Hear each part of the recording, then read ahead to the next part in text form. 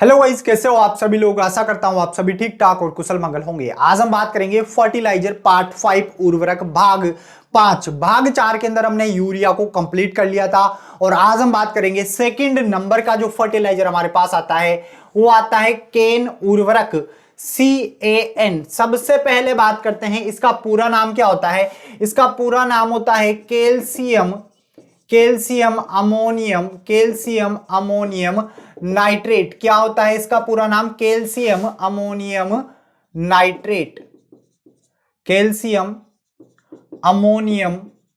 Nitrate. और इसको क्या कहा जाता है, इसके अन्य नाम क्या है? तो इसको देखो, यहां पर आप इसको पढ़ोगे तो क्या पढ़ोगे? केन पढ़ोगे। इसको केन उर्वरक भी कहा जाता है। कौन सा उर्वरक? केन उर्वरक कहा जाता है। इसके अलावा इसका एक और फेमस नाम है। क्या नाम है इसका? फेमस नाम है, इसको किसान खाद के नाम से जाना जाता है। किस नाम से? किसान खाद के नाम से। सर, इसको किसान खाद के नाम से क्यों जाना जाता है? तो इसके पीछे भी एक रीजन है।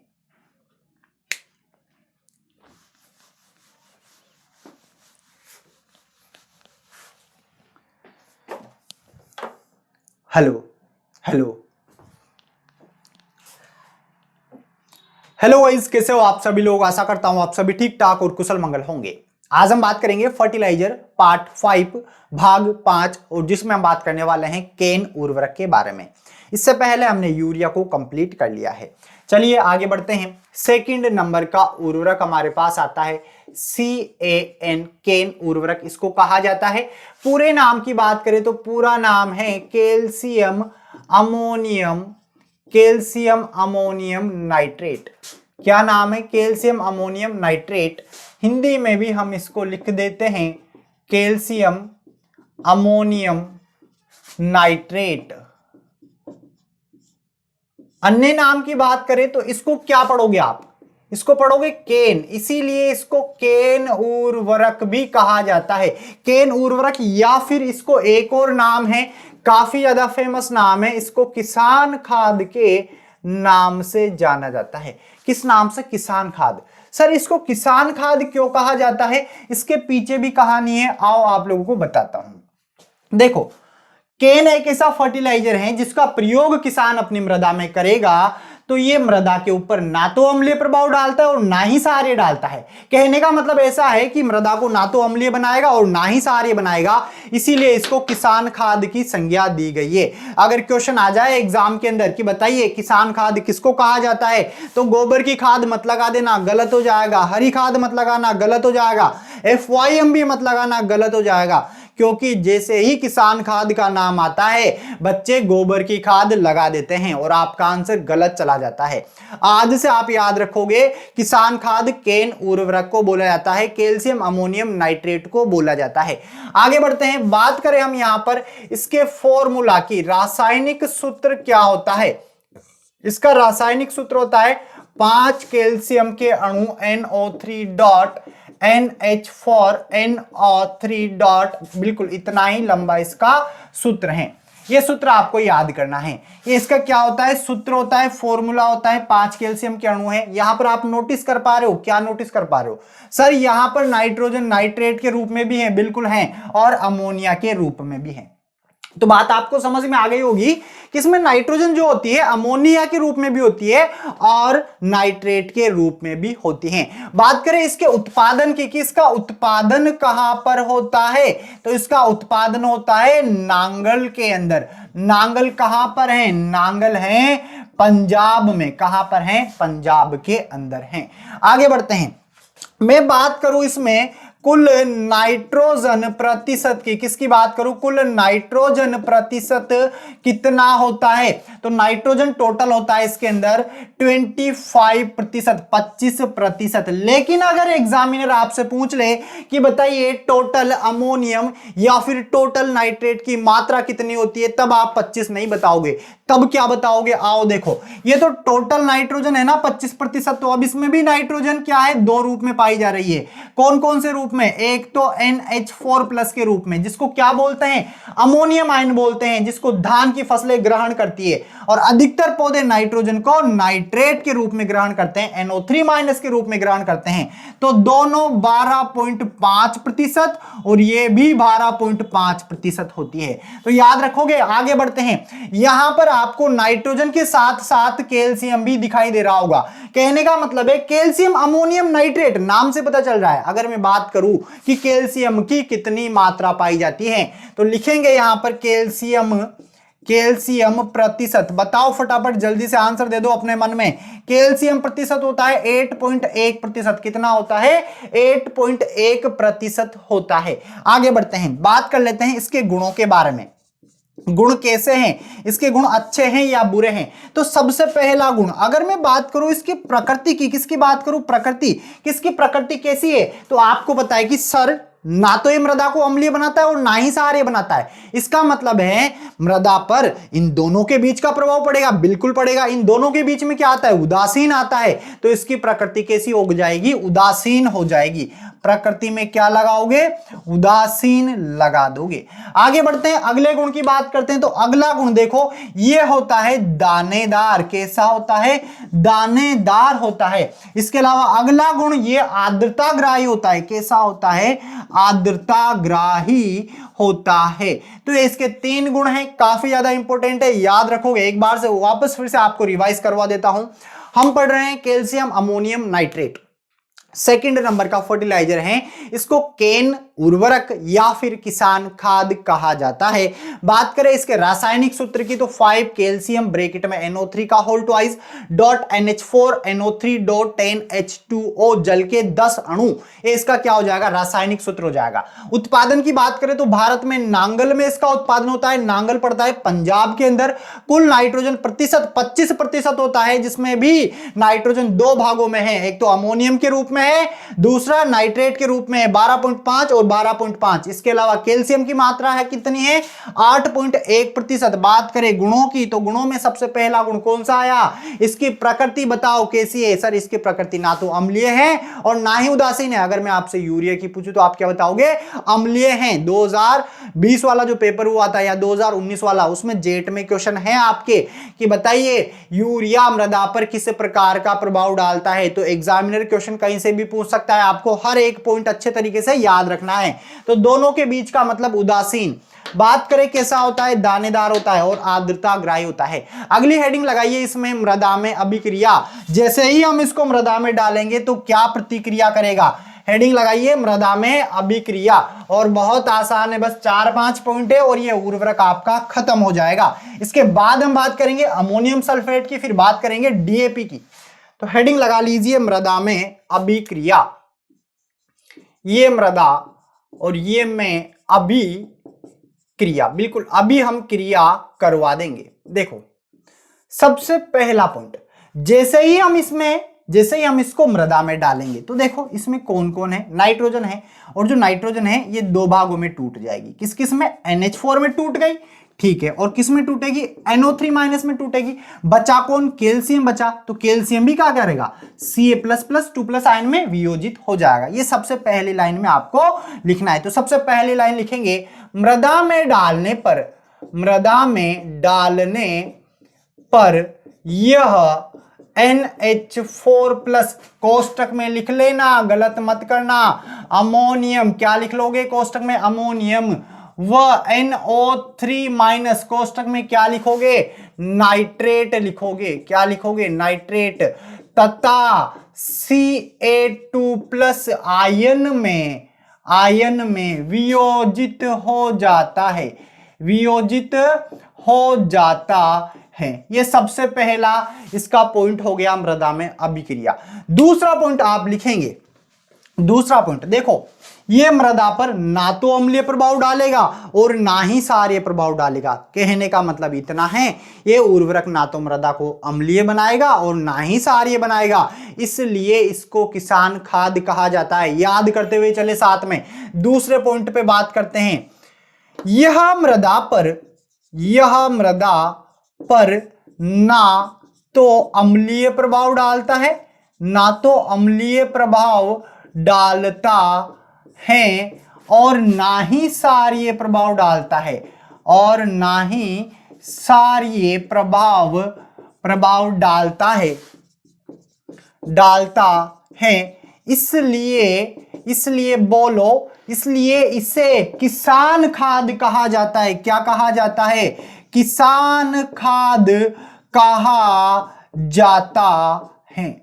आगे बढ़ते हैं। 2 पॉइंट आप लोगों ने याद कर लिए होंगे, आशा करता हूं। थर्ड पॉइंट की बात करते हैं। अब देखो, इसको आप जानते हो कौन है? अमोनियम है। गुण अच्छे नहीं है। क्यों अच्छे नहीं है? क्योंकि बेटा ये है चिपकू। कैसा है? चिपकू। अब कहां चिपकू है? तो मृदा कणों पर चिपकू है। मैंने आपको बताया था, एग्रीकल्चर में हर जगह पढ़ोगे आप, अमोनियम मृदा कणों पर चिपकू है। इसके अलावा एक और, इसके भी उसके जैसे गुण है, मतलब ये भी मृदा कणों पर चिपकू है। तो क्या करेंगे? ये दोनों मृदा में डालते ही मृदा कणों पर अधिशोषित हो जाएंगे। क्या हो जाएंगे? अधिशोषित हो जाएंगे। और बचेगा कौन? नाइट्रेट, जिसको पौधों द्वारा ग्रहण कर लिया जाएगा। तो अगली लाइन में आप लिखोगे, मृदा में डालने पर अमोनियम NH4+ तथा Ca2+ मृदा कणों पर बोलो क्या हो जाएंगे? अधिशोषित हो जाएंगे।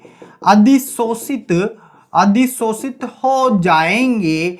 और बचेगा कौन? नाइट्रेट बचेगा। तथा नाइट्रेट NO3- को पौधों द्वारा ग्रहण कर लिया जाएगा। यहां पर एक और पॉइंट नोटिस करें। यहां पर इस उर्वरक को अगर आप पढ़ोगे तो देखो, कैल्शियम, अमोनियम, नाइट्रेट, ये दोनों तो है नाइट्रोजन। कौन है? नाइट्रोजन। अब आपको पता है आगे और भी प्रतिक्रिया चलेगी। कैसी प्रतिक्रिया चलेगी? समझना। प्रतिक्रिया ये चलेगी कि जो अमोनियम है इसका नाइट्रीकरण होता है। क्या होता है? नाइट्रीकरण। और नाइट्रीकरण जब इसका होता है, मतलब ऑक्सीजन के साथ क्रिया करता है, 2 जीवाणु मदद करेंगे, नाइट्रोसोमोनास पहले चरण में, दूसरे में नाइट्रोबैक्टर। ये पढ़ाया हुआ है मैंने आपको, ठीक है। दोनों मदद करेंगे और किसका निर्माण करेंगे? नाइट्रेट में बदल जाएंगे। लेकिन वहां पर पहली अभिक्रिया में, पहले चरण में 4 हाइड्रोजन के अणु बनते हैं। पढ़ के आए हो अगर आप लोग तो समझ में आ रहा होगा। वो 4 हाइड्रोजन के अणु क्या करते हैं? मृदा को अम्लीय बनाते हैं। तो यहां पर इस उर्वरक में कैल्शियम साथ में है। क्या साथ में है? कैल्शियम साथ में है। और ये क्या करता है? अम्लीयता को कम करने का कार्य करता है। तो अगले पॉइंट में लिखेंगे Ca2+ आयन मृदा अम्लीयता को कम करता है। क्या करता है? कम करता है। ये हमारा केन फर्टिलाइजर कंप्लीट हो गया है। आप इसको बिल्कुल अच्छे तरीके से याद कर ले। इसमें कोई डाउट है तो आप मुझे चैट के माध्यम से बता सकते हो। आगे बढ़ते हैं, थर्ड फर्टिलाइजर की बात करते हैं।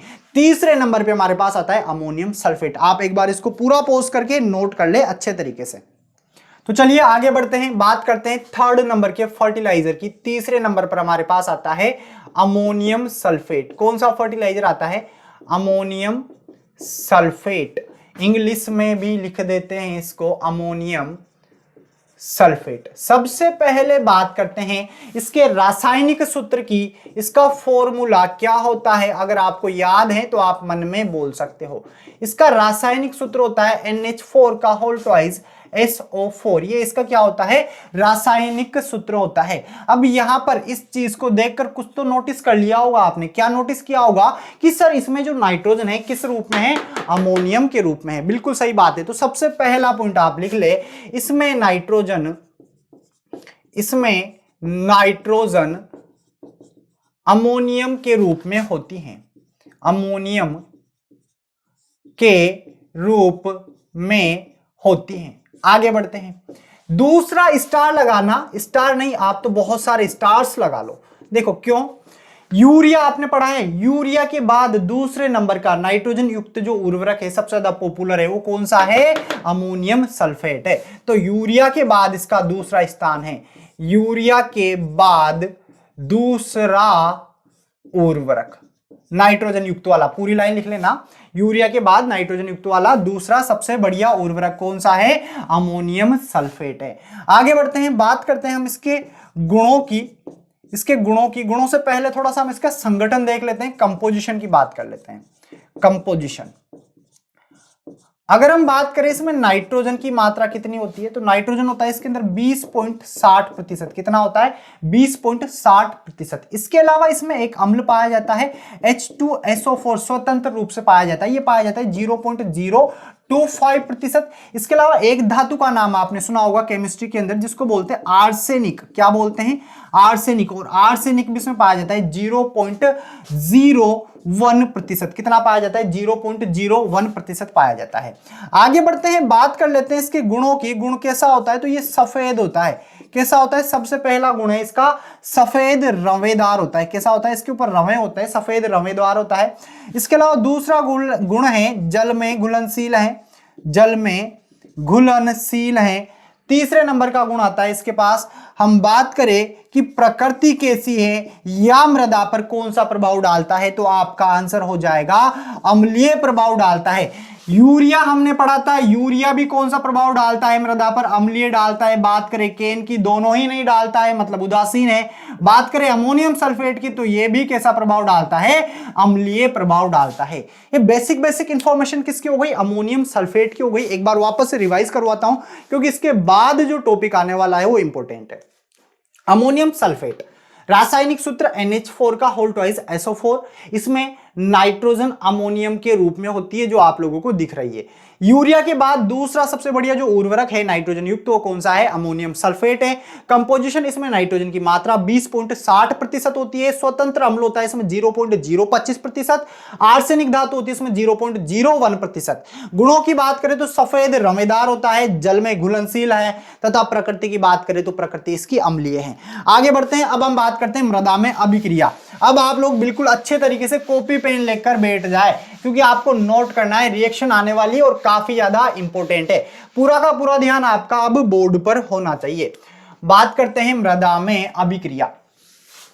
मृदा में अभिक्रिया की बात करेंगे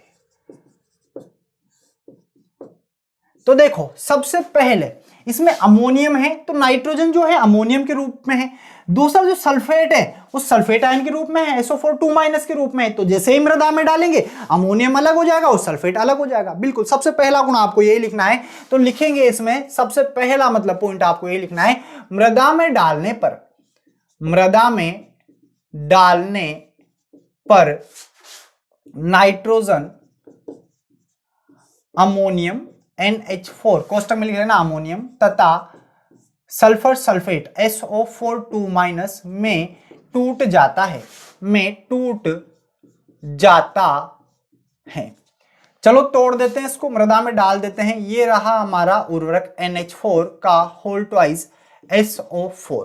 ये हमारा फर्टिलाइजर रहा और हमने इसको क्या किया? मृदा में डाल दिया। जैसे ही हम इसको मृदा में डालेंगे तो ये दो में टूट रहा है। किस किस में टूटेगा? एक तो NH4+ में, दूसरा सल्फेट आयन में। तो दो अणु है अमोनियम के प्लस SO4 2- में टूट गया। आई होप आपको ये समझ में आ गया होगा। देखो एक बार फिर से आपको वापस समझाता हूं। अमोनियम सल्फेट को हम क्या करेंगे? मृदा में डालेंगे, और जैसे ही मृदा में डालेंगे तो नाइट्रोजन तो अमोनियम के रूप में है, तो NH4+ में टूट जाएगी, और जो सल्फर है वो सल्फेट के रूप में है, SO4 2- के रूप में टूट जाएगा। रिएक्शन आपके सामने लिखी हुई है, आप इन सभी रिएक्शन को अच्छे तरीके से नोट करते हुए चले और समझते हुए चले। आपके एग्रीकल्चर की जितनी भी रिएक्शन है सारी की सारी आपको अच्छे तरीके से याद होनी चाहिए। ये रहा हमारे पास अमोनियम सल्फेट, नाम भी लिख देता हूं अमोनियम सल्फेट, और यहां पर ये टूट गया किसमें? अमोनियम में, और यह टूट गया सल्फेट में। आगे की कहानी आप मुझे बता सकते हो, बिल्कुल बता सकते हैं कि सर जो अमोनियम है इसके गुण अच्छे हैं क्या? नहीं है। तो क्या करेगा? ये मृदा कणों पर जाएगा, और मृदा कणों पर कौन है? कैल्शियम है, उसको लात मार के भगा देगा, और कौन बैठ जाएगा? अमोनियम बैठ जाएगा, क्योंकि इसके गुण ही ऐसे हैं। तो दूसरा पॉइंट आप लोग लिखेंगे यहां पर, NH4 मृदा कणों पर अधिशोषित हो जाता है। दूसरा गुण आप लिखेंगे NH4+ मतलब अमोनियम मृदा कणों पर अधिशोषित हो जाता है। मृदा कणों पर अधिशोषित हो जाता है। देखो कैसे अधिशोषित होगा। मैं बता देता हूं यहां पर आपको मृदा कोलोइड। ये क्या है? मृदा कोलोइड है या क्ले है, और इस पर कौन सा आयन है? Ca2+ आयन है। आपने क्या किया? आपने कुछ नहीं किया, अमोनियम सल्फेट को डाल दिया। डाल दो भाई अमोनियम सल्फेट को, ये रहा अमोनियम सल्फेट। और जैसे ही अमोनियम सल्फेट को आपने डाला तो क्या होगा? ये देखो, ये रहा मृदा कोलोइड, और इस पर कौन था? Calcium ion. क्या अभी कैल्शियम आयन रहेगा क्या? नहीं रहेगा। क्यों नहीं रहेगा?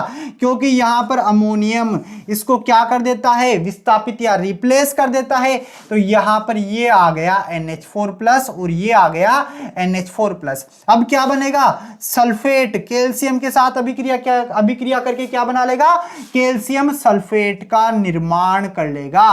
किसका निर्माण कर लेगा? Calcium sulphate. और कैल्शियम सल्फेट, एक बात बता दो आप मुझे, क्या ये घुलनशील है?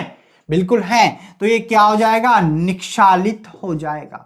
क्या हो जाएगा? निक्षालित। अब बातें आपको समझ में आ रही होगी। भाई निक्षालन क्या होता है? मतलब एक तरीके से लवणों का घुलकर नीचे जमीन में चले जाना, ये तो निक्षालन होता है। अब यहां पर निक्षालन किसका हुआ? कैल्शियम सल्फेट का। मतलब हानि किसकी हो रही है? कमी किसकी हो रही है? कैल्शियम की हो रही है। तो इसकी वजह से ही आपकी मृदा धीरे धीरे धीरे करके अम्लीय बनने लगती है। ये दूसरा पॉइंट हमारा हो गया। आपको समझ में आ रहा होगा, मैं इसको रफ करने वाला हूं, एक बार फिर से आपको समझा देता हूं। मृदा में डालने पर नाइट्रोजन अमोनियम में तथा सल्फर सल्फेट में टूट जाता है। बिल्कुल ये टूट गया। मृदा में आपने डाला, बिल्कुल टूट गया दोनों में। बात करें दूसरे पॉइंट की, तो अमोनियम क्या करता है? मृदा कणों पर अधिशोषित हो जाता है, और ये हो गया अधिशोषित। कैसे? पहले मृदा कणों पर कैल्शियम आयन था, और ये जैसे हमने इसको डाला तो एक कणों पर देख लो C2+ आयन दिख रहा है आपको? नहीं दिख रहा। कौन दिख रहा है? NH4+। NH4+ आ गया, और क्या बना? कैल्शियम सल्फेट बना, जो क्या हो गया? निक्षालित हो गया। आगे बढ़ते हैं, तीसरे पॉइंट की बात करते हैं। तीसरा पॉइंट हमारे पास कौन बचा हुआ है? सल्फेट बचा हुआ है। सल्फेट ने क्या किया है? मृदा में मतलब एक तरीके से कैल्शियम से अभिक्रिया करके कैल्शियम सल्फेट बनाया और निक्षालित हो गया। तो तीसरा पॉइंट आप नोट करेंगे। ये पहला पॉइंट था, इसकी रिएक्शन मैंने लिखवाई। दूसरा पॉइंट रिएक्शन लिखवा दी। तीसरा पॉइंट आपको लिखवा रहा हूं। जो हमारे पास SO4 2- बचा था, कौन? सल्फेट। सल्फेट आयन कैल्शियम के साथ अभिक्रिया करके कैल्शियम सल्फेट का निर्माण करता है। किसका निर्माण करता है? पूरा नाम लिख लेना भाई, इसका लिख देता हूं मैं। कहोगे नहीं लिखा सर आपने। कैल्शियम सल्फेट, सूत्र भी लिख देता हूं कोष्टक में, CaSO4 का निर्माण कर लेता है, का निर्माण कर लेता है तथा निक्षालित हो जाता है,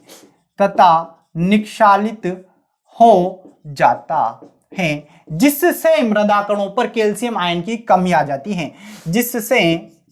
जिससे मृदा कणों पर कैल्शियम आयन की कमी आ जाती है। कैल्शियम आयन की कमी आ जाती है। कैल्शियम आयन की कमी आ जाती है तथा मृदा धीरे धीरे अम्लीय होने लगती है। पूरी लाइन आप लिख लेना। आगे बढ़ते हैं, फोर्थ पॉइंट की तरफ चलते हैं। फोर्थ पॉइंट में क्या होगा? फोर्थ पॉइंट में कुछ भी नहीं होगा। जो मृदा कणों पर अमोनियम अवशोषित हुआ था, अधिशोषित हुआ था, इसका होगा नाइट्रीकरण। अब भाई नाइट्रीकरण क्या होता है? पढ़ के आए हैं पहले, एक बार फिर से आपको बता देता हूं, सीधी सी लैंग्वेज में आपको बताता हूं। ये रहा NH4+। क्या इसको पौधे ग्रहण करेंगे? नहीं करेंगे, क्योंकि धान के अलावा और फसल में इतनी दम नहीं है जो इसको सीधा ग्रहण कर ले। तो किस में ग्रहण करेंगे? NO3- नाइट्रेट में ग्रहण करेंगे। तो वही मैं आपको बताने वाला हूं। देखो, ये है अमोनियम, और अमोनियम किस में बदलता है? NO3- में बदलता है, और इस प्रक्रिया को ही हम क्या बोलते हैं? नाइट्रीकरण बोलते हैं। सर इतनी आसान है क्या? इतनी आसान नहीं है, बस समझाने के लिए बता रहा हूं। अमोनियम का किस में बदलना? नाइट्रेट में बदलना नाइट्रीकरण कहलाता है। नाइट्रीकरण क्या होता है? एक बार फिर से बता देता हूं। यह 2 चरणों में होता है। कितने चरणों में होता है? 2 चरणों में। मतलब ये ऑक्सीजन की उपस्थिति में, और 2 जीवाणु होते हैं। पूरा का पूरा लिख देता हूं। देखो यहां पर सबसे पहले चरण में क्या होगा? ये रहा आपके NH4, 2 NH4+ है, ठीक है। ऑक्सीजन से क्या की? अभिक्रिया कर ली। कौन सा जीवाणु मदद कर रहा है? बोलो भाई, पढ़ के आए हो, जल्दी से बोलते रहो जहां बैठे हो। नाइट्रोसोमोनास। कौन सा? नाइट्रोसोमोनास। क्या बनाएगा? 2 नाइट्राइट बनाएगा। ये बना लिया। NO3 नहीं, NO2 बनाएगा, नाइट्राइट। NO2 माइनस, ये नाइट्राइट बना लिया। और क्या बनाएगा, 2 जल के अणु बनाएगा। और क्या बनाएगा, 4 हाइड्रोजन बनाएगा। क्या बनाएगा, 4 हाइड्रोजन। नाम लिख देता हूं एक बार, ये तो है अमोनियम। क्या है, अमोनियम। ये रहा ऑक्सीजन, लिखने की जरूरत नहीं है। नाइट्रोसोमोनास, नाइट्रीकरण प्रक्रिया आपको समझा रहा हूं कि अमोनियम से किस तरीके से नाइट्रेट बनता है। तो 2 चरणों में होता है। पहला चरण, ये पहला चरण है। पहले चरण में अमोनियम ऑक्सीजन के साथ अभिक्रिया करता है, किसकी उपस्थिति में, नाइट्रोसोमोनास बैक्टीरिया की उपस्थिति में। और नाइट्राइट जल के अणु और 4 नवजात हाइड्रोजन के अणुओं में टूट जाता है। ये पहला चरण हो गया। ये कौन है, 4 नवजात हाइड्रोजन के अणु हैं। किसके अणु हैं, या 4 नवजात हाइड्रोजन हैं। और ये नवजात हाइड्रोजन ही तो आपकी मृदा को अम्लीय बनाते हैं। आगे बढ़ते हैं, दूसरी प्रोसेस में बात करते हैं, दूसरे चरण की तरफ बढ़ते हैं। दूसरा चरण, और देखो दूसरे चरण में क्या होगा, जो 2 नाइट्राइट बने हैं, ये बन गए 2 नाइट्राइट, ये अभिक्रिया करेंगे 2 ऑक्सीजन के अणु के साथ। लेकिन इस बार क्या बैक्टीरिया नाइट्रोसोमोनास होगा, बिल्कुल नहीं होगा सर। तो कौन होगा, नाइट्रोबैक्टर होगा। कौन होगा, नाइट्रोबैक्टर। और क्या बन जाएगा, NO3- बन जाएगा, जिसको हम क्या बोलते हैं, जिसको सर हम नाइट्रेट बोलते हैं। और इसी को तो पौधे ग्रहण करते हैं। क्या करते हैं, इसी को पौधे ग्रहण करते हैं। और यही तो हम चाहते थे, इस तरीके से पौधे के पास नाइट्रोजन पहुंचती है। यह हो गया आपका नाइट्रीकरण। लेकिन अभी ये चैप्टर समाप्त नहीं हुआ है, कहने का मतलब है अमोनियम सल्फेट खत्म नहीं हुआ है। बस आप एक बार इसको फिर से अच्छे से समझ ले, वापस से आपको समझा देता हूं।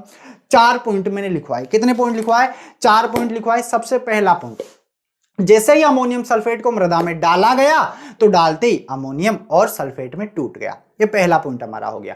दूसरे पॉइंट में क्या हुआ, कुछ भी नहीं हुआ। रिएक्शन हमने लिखी थी इसके नीचे। और दूसरा पॉइंट हमने लिखा था कि क्या करेगा, अमोनियम मृदा कणों पर अधिशोषित हो जाएगा। इसने क्या किया, कैल्शियम को लात मारी, कैल्शियम रिप्लेस हो गया और मृदा कणों पर कौन बैठ गया, अमोनियम बैठ गया। अब कैल्शियम भी बड़ा चालाक था। कैल्शियम ने क्या किया, सल्फेट के साथ अभिक्रिया करके क्या बना लिया, कैल्शियम सल्फेट बना लिया। और क्या हो गया, निक्षालित हो गया, नीचे जमीन में चला गया, जिसकी वजह से क्या हुआ, कैल्शियम की कमी आ गई। इतना आप लोगों को याद होगा। आगे बढ़ते हैं। उसके बाद में देखो, यह प्रोसेस हमारी आ गई, थर्ड प्रोसेस जो अभी मैंने आपको बताई। सल्फेट आयन कैल्शियम के साथ अभिक्रिया करके कैल्शियम सल्फेट का निर्माण करता है तथा निक्षालित हो जाता है, जिससे कैल्शियम आयन की कमी आ जाती है। इसके बाद कंटिन्यू करते हैं। उसके बाद अमोनियम का नाइट्रीकरण होता है और नाइट्रेट में बदलता है। यह प्रक्रिया 2 चरणों में होती है। पहला चरण मैंने आपको लिखवाया, अमोनियम ऑक्सीकृत हो जाता है नाइट्रोसोमोनास की उपस्थिति में। और नाइट्राइट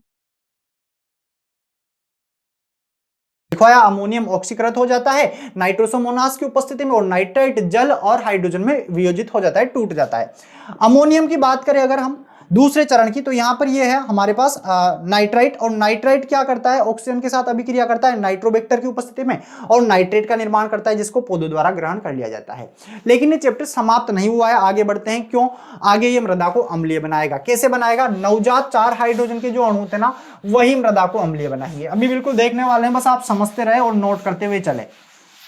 और सिलेबस की चिंता ना करें, आप लोगों की चैट में पढ़ता हूं बार बार, आप इतने टेंशन में आ रहे हो। टेंशन में आने की बिल्कुल भी आपको जरूरत नहीं है, क्योंकि आपसे ज्यादा आपके सिलेबस की हमें टेंशन है। बस थोड़ा सा हमें समय दीजिए, आपका सारा का सारा सिलेबस टाइम से पहले ही कंप्लीट हो जाएगा। और टेस्ट सीरीज की चिंता मत करो आप, आपके इतने टेस्ट हो जाएंगे, इतने प्रैक्टिस आप लोगों की करवाई जाएगी कि आपका एग्जाम आराम से, आसानी से आप लोग फाइट कर लोगे। बस थोड़ा सा इंतजार करें, जो हम आपको पढ़ा रहे हैं उसको पढ़ते रहे। आप बार बार ग्रुप पे चैट करते रहते हो, सर हमारे क्वेश्चन का आंसर नहीं मिला, हमारे क्वेश्चन का आंसर नहीं मिला। भाई देखो, ऐसा होता है, जो चैट है वो आता है, वो जाता है लैपटॉप में। अब हर वक्त आपके बायोलॉजी वाले सर या केमिस्ट्री वाले सर या मैं लैपटॉप के सामने तो नहीं बैठा रहता कि डायरेक्ट आपको रिप्लाई कर दूं। सर देखेंगे, उसके बाद में जब वीडियो बनेगा तब आपको आंसर देंगे। लेकिन हमने एक अलग से आपके लिए एक डाउट सेशन बनाया है, उसमें हम क्या करेंगे, आपके जितने भी क्वेश्चन है सबका आंसर आप लोगों को दे देंगे। तो इंतजार करें यार, मतलब इस तरीके से नहीं कि आपको आंसर नहीं दिया जाएगा, बिल्कुल दिया जाएगा। और समझाना भी तो है, आंसर ही थोड़ी देना है, उसको समझाना है, रीजन आपको बताना है। तो बस आप थोड़ा वेट करें, आपके जितने भी डाउट है सबके आंसर आपको दिए जाएंगे। वापस आ जाते हैं हमारे टॉपिक के ऊपर। टॉपिक क्या बोल रहा है, देखो टॉपिक बोल रहा है कि सर मृदा अम्लीय बनेगी। कैसे बनेगी, ये देखो, ये रहा मृदा कोलोइड। कौन रहा, मृदा कोलोइड। अब मृदा कोलोइड पर कौन कौन से आयन हैं, ये रहा Cu2+ और बना लेते हैं एक मैग्नीशियम आयन भी बना लिया हमने। ठीक है, कौन बने थे, 4 नवजात हाइड्रोजन अणु बने थे। तो ये रहे हमारे पास 4 नवजात हाइड्रोजन के अणु। क्या करेंगे? कुछ भी नहीं करेंगे, इनके लात मारेंगे और इनको भगा देंगे। कैसे भगाएंगे सर? देखो इधर, ये रहा मृदा कोलोइड, ऐसे लिख दो ना, कंफ्यूज मत होना। और यहां पर एक हाइड्रोजन आ गया, क्या आ गया? H plus H plus H plus H plus. और सर इनका क्या हुआ?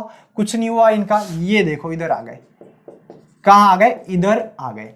तो क्या हो रहा है यहां पर? आपको सीधा सीधा समझ में आ रहा होगा कि सर मृदा कैसी हो रही है? अम्लीय हो रही है। अगर ऐसा आप लोगों को समझ में आ रहा है तो बिल्कुल आपको समझ में आ रहा है, मृदा अम्लीय हो गई, क्योंकि अम्लीय मृदा में आप जानते हो, पढ़ के आओ यार आप सभी, कि हाइड्रोजन आयन की अधिकता हो जाती है। और ये क्या हो रही है? हाइड्रोजन आयन की अधिकता किसकी वजह से हो रही है? ये 4 नवजात जो हाइड्रोजन के अणु बने थे इनकी वजह से हो रही है, क्योंकि यहां पर इन्होंने क्या किया? कैल्शियम मैग्नीशियम आयन को रिप्लेस कर दिया। ठीक है, बात इतनी समझ में आ गई होगी। इसीलिए इसका प्रभाव कैसा होता है? अम्लीय होता है। और यूरिया का भी प्रभाव कैसा होता है? अम्लीय होता है। आगे बढ़ते हैं, 2-4 स्टार में आपको लगवा देता हूं। क्या ये यूरिया से भी ज्यादा खतरनाक है? अगर मैं आपसे क्वेश्चन पूछूं कि बताओ आप मुझे, अगर हम बात कर ही रहे हैं अम्लीय की, तो मृदा को ज्यादा अम्लीय कौन बनाता है? चलो आज हो ही जाए इनकी शर्त, यूरिया बनाता है या फिर अमोनियम सल्फेट बनाता है? फटाफट जल्दी से आंसर दे दो भाई अपने मन में। अगर आपने यूरिया आंसर दिया है तो आपका आंसर गलत है, और अगर आपने अमोनियम सल्फेट आंसर दिया है तो आपका आंसर सही है। कैसे सही है समझ लो। यूरिया में भी एक पॉइंट मैंने आपको लिखवाया था, अगर मृदा अम्लीय हो गई, अगर आपने क्या किया? 100 केजी, कितने केजी? 100 केजी यूरिया का प्रयोग किया। कितने केजी का? 100 केजी यूरिया का प्रयोग किया। अब 100 केजी यूरिया का प्रयोग करने से जो अम्लता उत्पन्न हुई है, समझना इस तरीके से, जो अम्लता हमारे पास क्या हुई है? उत्पन्न हुई है, अम्लता उत्पन्न हुई है, उसको वापस उदासीन करने के लिए, क्या करने के लिए? उदासीन करने के लिए कितने किलो कैल्शियम कार्बोनेट की आवश्यकता पड़ेगी? तो कितनी पड़ेगी? तो यहां पर आप लिखोगे 80 केजी कैल्शियम कार्बोनेट की आवश्यकता पड़ेगी। कितने किलो की? 80 किलो कैल्शियम कार्बोनेट की। मतलब 100 किलो यूरिया आपने आपके खेत में डाला है, इसकी वजह से मृदा में अम्लता उत्पन्न हुई है, इसको सुधारने के लिए आपको 80 किलो कैल्शियम कार्बोनेट डालना पड़ेगा। इतनी बात समझ में आ रही है? आगे बढ़ते हैं, दूसरा स्टार में आपको नोट करवाता हूं। अगर आप 100 केजी अमोनियम सल्फेट का, किसका? अमोनियम सल्फेट का प्रयोग अपनी मृदा में करते हो, तो इसकी वजह से भी कौन उत्पन्न होगी? अम्लता उत्पन्न होगी। इतनी बात तो समझ में आ रही है आप लोगों को। लेकिन इसको उदासीन करने के लिए कितने किलो कैल्शियम कार्बोनेट की आवश्यकता पड़ेगी? क्या 80 किलो? नहीं बेटा, यहां पर जरूरत पड़ेगी 110 केजी कैल्शियम कार्बोनेट की। तो बताओ मुझे, दोनों में से खतरनाक कौन हुआ? यूरिया हुआ है या अमोनियम सल्फेट हुआ है? आपका आंसर हो जाएगा अमोनियम सल्फेट हुआ है, क्योंकि इसको सुधारने के लिए 100 केजी अमोनियम सल्फेट डाला, यहां पर भी 100 डाला, लेकिन सुधारने के लिए देखो ना यार, किसमें ज्यादा डालना पड़ रहा है? कैल्शियम कार्बोनेट, इसमें ज्यादा डालना पड़ रहा है। तो आई होप ये आपको समझ में आया होगा। एक और नोट में आपको लगवा रहा हूं, जाते जाते नोट लगा के लिखेंगे, अमोनियम सल्फेट का प्रयोग कभी भी मतलब कभी भी, सपने में भी नहीं, चूना और सारे मृदाओं में प्रयोग नहीं करना चाहिए।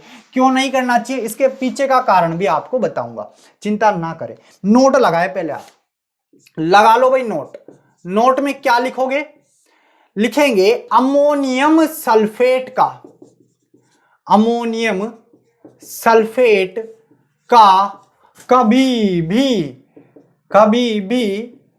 प्रयोग चूना व क्षारीय मृदाओं में नहीं करना चाहिए। क्षारीय मृदाओं में नहीं करना चाहिए, क्षारीय मृदाओं में नहीं करना चाहिए, नहीं करना चाहिए। क्यों नहीं करना चाहिए? तो इसकी भी कहानी मैं आपको बता देता हूं, सुनना ध्यान से कहानी। ये रहा आपका अमोनियम सल्फेट। कौन रहा? अमोनियम सल्फेट उर्वरक। अब मृदा में सपोज करो क्या है? चूना है, कैल्शियम ऑक्साइड है। ठीक है, कैल्शियम ऑक्साइड है तो क्या होगा? कुछ भी नहीं होगा। कैल्शियम ऑक्साइड की उपस्थिति में कैल्शियम किसके साथ? सल्फेट के साथ अभिक्रिया करके कैल्शियम सल्फेट का निर्माण कर लेगा। और क्या होगा? प्लस यहां पर आपके अमोनिया गैस बनेगी, NH3 गैस बनेगी। इसको आप सभी जानते हो।